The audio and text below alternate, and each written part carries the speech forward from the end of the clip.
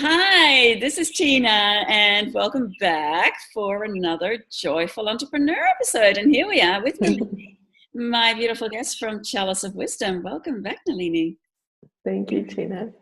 Yeah, it's just been such an interesting month, especially since the solstice. And you posted an article, was it last week, I think, or maybe just before? Last week, yeah. Yeah, about a topic that had been really brewing in my mind. I'm like, what's going on here? And so that is support. And such an interesting a bunch of different distortions that get connected in with support. And the way that you wrote about it, I thought was so fascinating and shed so much light on so many things. So I'd love you to talk a bit more about what's up with support.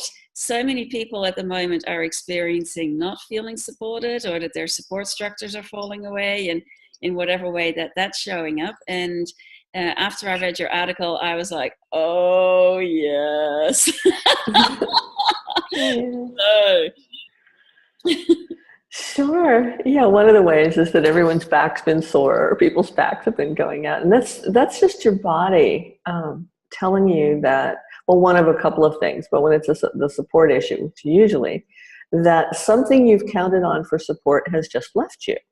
So the body says lack of support, sore back or ankles or something like that. It's usually those two places. And really, the first thing that's easiest to do is to say, oh, okay, thank you, body, for telling me that.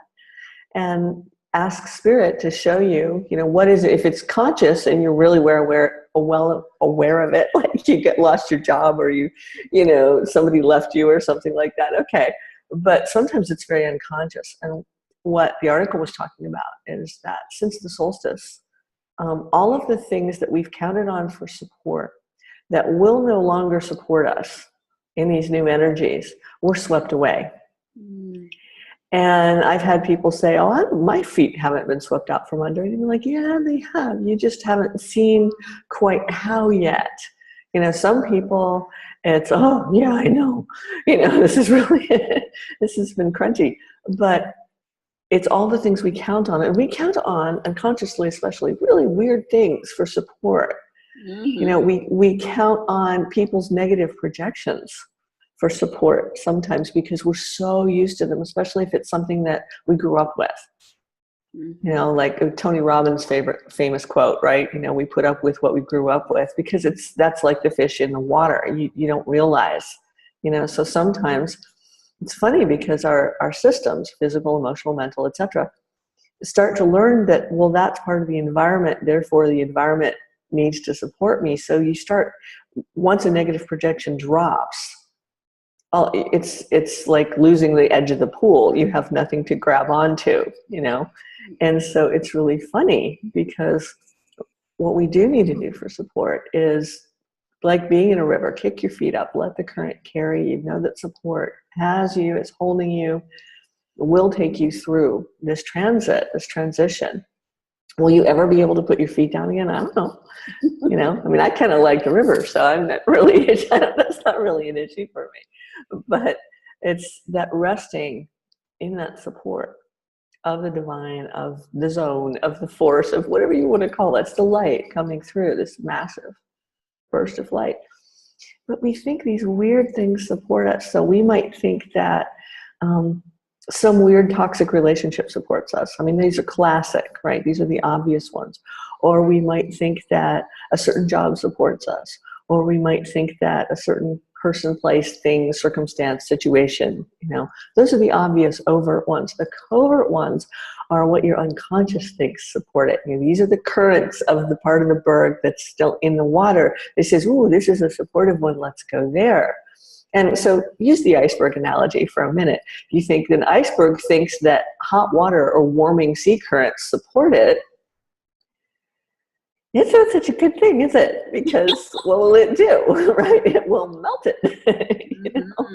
So if we're talking about, if the iceberg is the ego, then yay, but if this is something we've learned to count on, then that gets really uncomfortable. So there's this underlying feeling with what happened of loss, of potential lack. It's the fear of lack, the fear of not having. And all of those kinds of things that come into it. And then just these weird things that we think support us. You know, someone else's opinion. I mean, things that you would say, I would say to yourself, oh, I'm more involved in that now. Those things don't matter to me. And then really start looking right now, because you're unconscious, your various bodies might have other opinions still. Those things just haven't moved out of you yet. You know, so the solstice basically obliterated them all. So they are moving out because there's nothing holding them. And that feels really weird to various parts of us. So our bodies react by saying, "Ooh, you know, ankles hurt, back hurts," or other symptoms. You know, I mean, I don't ever like to say that, because then people go, "Oh, I hurt too." You're like, yeah, well, yes, the last age was martyrdom and everyone hurt. You know, there's a cue. But if this is different, this is that all of a sudden onset that there's really no cause for it, and you can learn to say, "Okay, thank you, body, for getting my attention." And let's let the light come in and support, really hold up, you know, what needs to be held up, and let the rest flow away. You know, let be swept away what's no longer needed. Yeah, so good. And one of the things I thought that was very interesting, because when you were writing about it, was saying that oftentimes the definition of support can be mixed up with, for example, rescuing or holding space. And that was a really interesting one, because for years I've had an aversion to when people say, "Oh, I'm holding space." I'm like, I just wanted to throw up, and I didn't quite know why that was. You know, I'm like, I could sense the intention was coming from a loving space, but there was something off about that statement. And yeah, when you were speaking about that in relation to support, I thought that was very interesting. So anything else that you like to say about that? Well, yeah, there's that. Holding space is a kind of new age, new spirituality term. And it never made me want to vomit, but it always does rub me a little bit the wrong way. Just because, even though I have very good friends who use that term, I know how it's meant. It's meant that like, it's like saying you'll pray for someone, which is actually almost cleaner. It's like saying that you want to support. It's actually an intention of support. The thing is, Spirit is the doer. Spirit supports us all. She acts through all of us, and so, you know, she can act through people, places, and things. But it isn't those people, places, and things that support us. It's Spirit. It's the light. And so for someone to say, "I'm holding space," that puts, or can put, an egoic intention on something that has to do with caretaking, saving, rescuing, whatever that person still has left running in them of an agenda.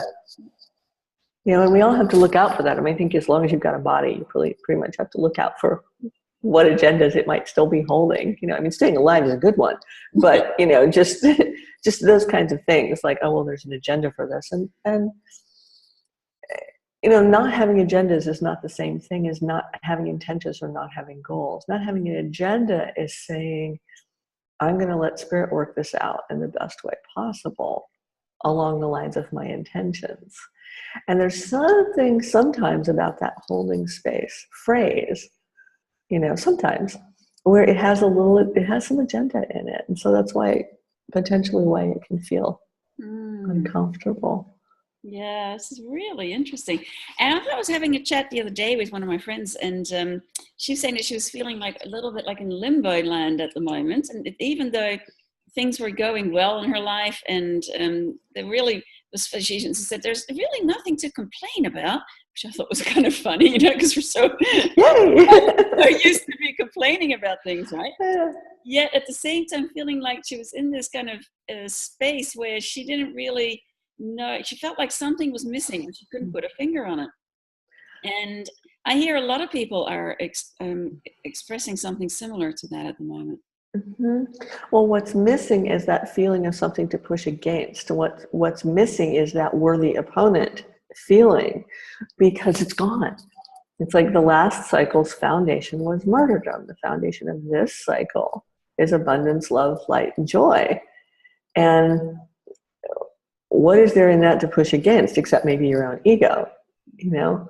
And we're so used to having something to work on, you know, the new age expression that really gets me is lather, rinse, repeat. And I'm like, and all your hair will fall out, you know. Like, I don't really mean that. It's just, yes, that's what we had to do in the old cycle. And this cycle, the way that the energies are moving through us and the way we need to navigate with them is a bit different. Yeah, it just is. So, you know, there are different ways to go about it. So what in this new energy supports support? Well, I guess the obvious answer is that the infinite, the divine spirit, supports everything. Always has, always will do. And we're all being put through a transition, a learning by immersion, kind of like a tea bag. You know, we're a cetacean, whales, dolphins. You think, you know, they don't wonder about the fact that the water supports them, you know, any more than we wonder about the fact that gravity supports us. You know, it's our relationship to gravity that holds our bodies onto the planet. You know, there's an atmosphere. We don't think about that. We might learn about it in second or third year in school, and then we forget all about it, you know. And it's spirit that supports us. So if you're looking for support for anything, and we all are, it's looking there first, which is looking within first and saying, okay, there is a resolution for this. There is a support for this. Show me, while I'm taking the steps that I'm shown to take. You know, we're in a very action-oriented time, so it seems contradictory maybe or counterintuitive, but it isn't. We need to take the actions, but the ones that we're guided from the inside to take. You know, and sometimes spirit does give us a big sign, especially if we ask for them. And I'm an advocate of asking for signs because our minds need them. The rest of us, our awareness, our consciousness really doesn't. But our minds kind of like the signs, like show me a sign, you know. You know, so some of the one-on-ones I do for joyful entrepreneurs are, one of the things we do is we say, okay, at the end of the session, now let's have a sign show up, at least one, that these energies have changed, that something is different. And it's funny the reactions you get. Some people are like, oh, wow, great, a sign, you know, what a great day. And other people are like, oh, can I really ask for that? And that will show you another thing, that one of the things that reaction tells me is that an unconscious part of that person was depending on being less than or undeserving or unworthy as a form of support, because there's a belief that says that is what gets you spirit support. That's real humility. It's not. It's fake humility, and fake humility does not support you. And we've been taught that it does. Yeah, that's a really interesting one, because that would be a good article in and of itself again too. It's about humility, you know. Yeah, actually, we could do that. Yeah, really interesting.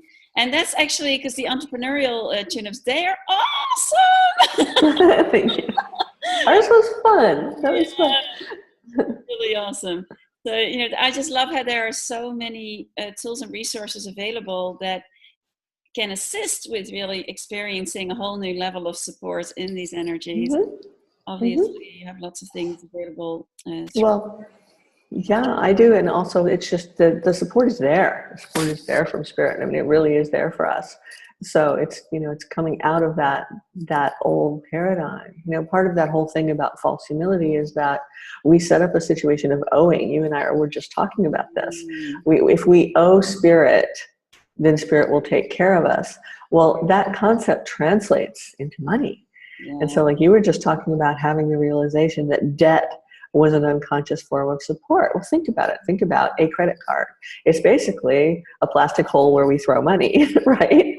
Yeah. You know, but on the other hand, if there's an emergency or something like that, it does give us a resource. And what our unconsciousness does is it says, oh, if owing spirit, you know, in this false humility kind of thing is support, then owing in general is a form of support. You know, like they call mortgage payments good debt. And in the system that, you know, that's within, it's basically a better debt than others, because if you owe here, then you don't owe over there kind of thing. It mitigates something else.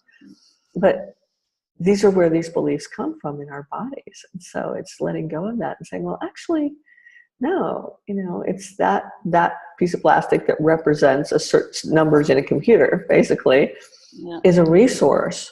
And if we let it be sourceless resource and say, let's use that as I'm guided to, then it can, very well become, a type of support. But we tend to equate it with these other kinds of owing. So, things we can do to be supported. I mean, one of them really is, finding time to meditate, contemplate, whatever. And not so much the old forms, although they're lovely, as, ramrod straight, forcing hard to try and find something. That kind of meditation won't work as well now. It's really relaxing inward, finding that peace, finding that place where the flow lives, and really just relaxing into it and basking in that light, letting it fill you up, every cell in your body, every particle of your light coatings, your awareness. And then eventually letting that be your consciousness that you walk around in. And then the guidance is real time, 7 by 24, 368 days a week. It's, it's like, it's always there. And so you don't have to worry about looking for support because it's right there all the time. Yeah, beautiful. Oh, what a juicy conversation. Love it. Great topic. So thank you for sharing. And if anyone would like to have some extra resources or support with all of this, then go and have a look at chaliceofwisdom.com. You'll find the sessions that you offer, privates as well as the gathering. And of course, the living as multidimensional oneness, the essence tuning, those are awesome. I mean, just great for being able to experience a different way of meditation and so fantastic. Well, I look forward to the next Let's Talk topics coming forth. And until then, many, many, many joyful blessings. And thank you so much, Nalini, for sharing with us here today. You're welcome. Thank you so much.